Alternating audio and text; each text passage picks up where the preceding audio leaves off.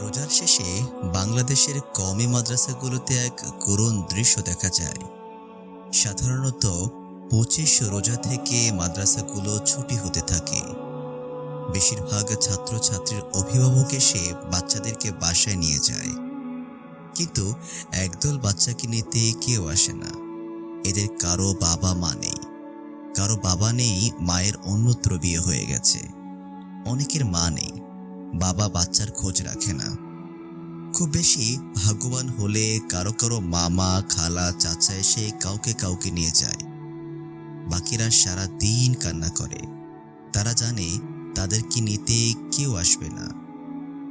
তারা সারা বছর কাঁদে না, কিন্তু যখন সহপাঠীদেরকে সবাই বাসায় নিয়ে যায় অথচ তাদেরকে নিতে কেউ আসে না, তখন তাদের দুঃখ শুরু হয়ে যায়। মৃত মা বাবার উপর তাদের অভিমান সৃষ্টি হয়। কেন তারা তাদেরকে দুনিয়ায় রেখে এই বয়সে মারা গেল? তারা কি আর কিছুটা দিন বেঁচে থাকতে পারতো না? মা বাবা বেঁচে নাই তো কি হয়েছে?